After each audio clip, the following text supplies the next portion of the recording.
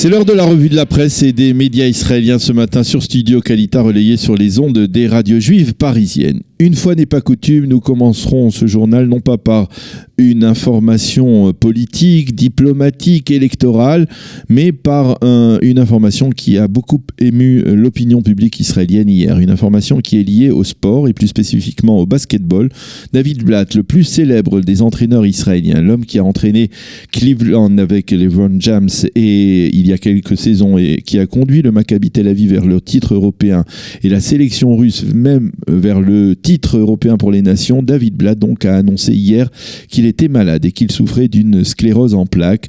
Dans un entretien télévisé avec Oded Ben-Ami sur la chaîne 12, Blatt, qui entraîne actuellement la célèbre équipe grecque d'Olympiakos, a expliqué très simplement et très dignement comment les symptômes de la maladie sont apparus il y a quelques mois et les effets qu'ils ont sur son comportement physique. Il a avec beaucoup de courage annoncé qu'il allait poursuivre sa carrière d'entraîneur et cette interview, je vous le disais, a beaucoup ému en Israël. L'information est ce matin en une de tous les quotidiens israéliens. Le Yediot Aharonot titre « Le combat de sa vie » en nous montrant une photo de l'entraîneur israélien qui est, il est vrai, extrêmement populaire en Israël. Les journaux soulignent que le monde du basketball, tant en Israël qu'en Europe, encourage l'entraîneur après l'annonce donc qu'il souffrait de cette maladie de sclérose en plaques.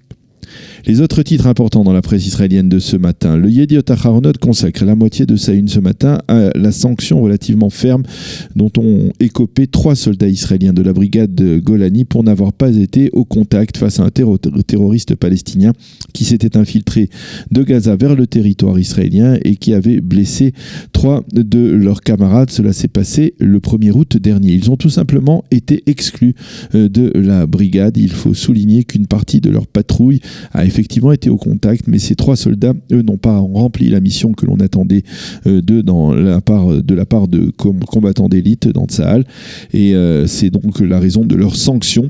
Yossi Yehoshua explique dans son analyse ce matin dans le Yediot Aharonot que cette sanction très ferme est dans l'esprit musclé, on va dire, du chef d'état-major Aviv Kochavi qui veut absolument éviter ce type de situation.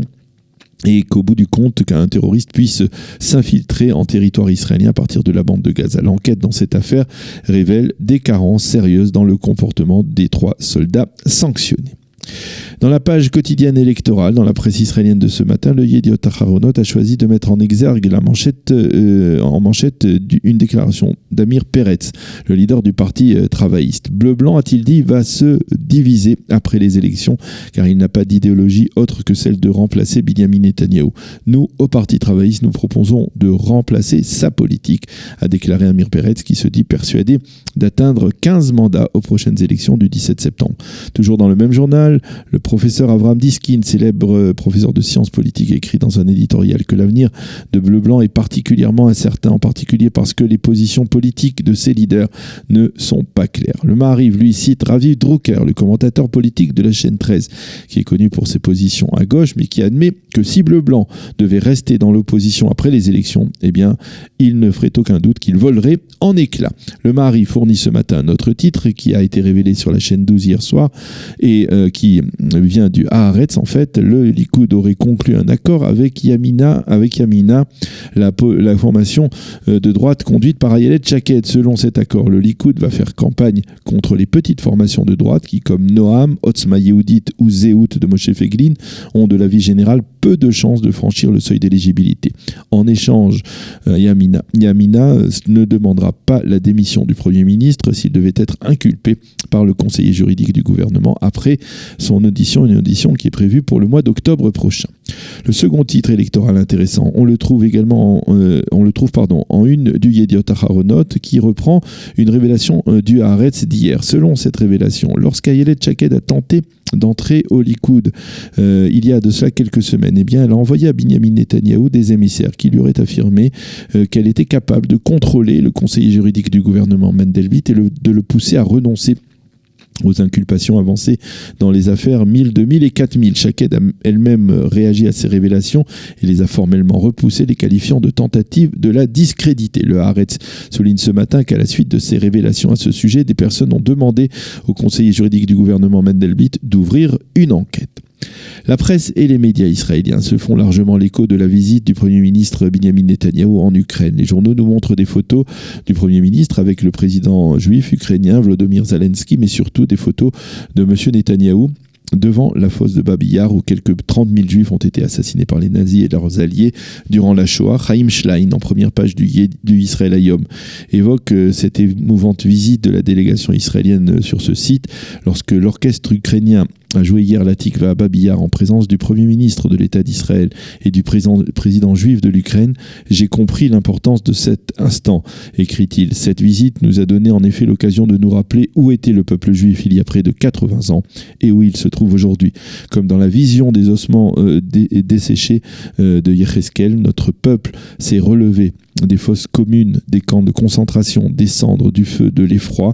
Et 3 ans après la fin de la Shoah, l'État d'Israël est né. Et en dépit de toutes les difficultés actuelles, nous ne devons jamais oublier que nous n'avons pas d'autre pays que l'État d'Israël. Dixit donc Chaim Schlein dans le Israël Hayom de ce matin. Les journaux soulignent également que des accords bilatéraux ont été conclus hier entre les deux pays et le journal le Israël Hayom, le quotidien gratuit, annonce même que les deux pays vont consolider les infrastructures dans la ville d'Oman où se situe le tombeau de Rabbi Nachman de Bretslav afin qu'il puisse accueillir des dizaines de milliers de fidèles, en particulier à l'occasion des fêtes de Rosh Hashanah. Mais les médias israéliens reviennent également, ils ne peuvent pas s'empêcher de le faire ce matin, aussi sur la gaffe de Madame Netanyahou qui, à sa descente d'avion, lorsque le couple Netanyahou est arrivé à Kiev, a jeté par terre un morceau de pain que les hôtesses ukrainiennes venaient de remettre au Premier ministre. Selon les journaux israéliens, l'affaire a fait grand bruit à Kiev.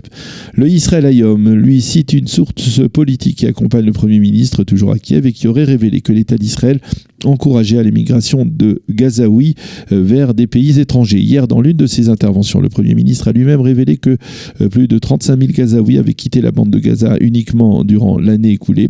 Et toujours à propos de Gaza, le Premier ministre a affirmé qu'il était en train, a-t-il dit, de préparer ce qu'il appelait un coup militaire d'envergure face au Hamas. Et puis, soulignons qu'à 2 semaines de la rentrée scolaire, eh bien, les syndicats d'enseignants israéliens menacent de torpiller le retour vers l'école et de faire la grève le 1er septembre prochain. Les enseignants réclament un réajustement de leurs conditions salariales. Voilà donc pour cette revue de la presse et des médias israéliens de ce matin sur Studio Kalita.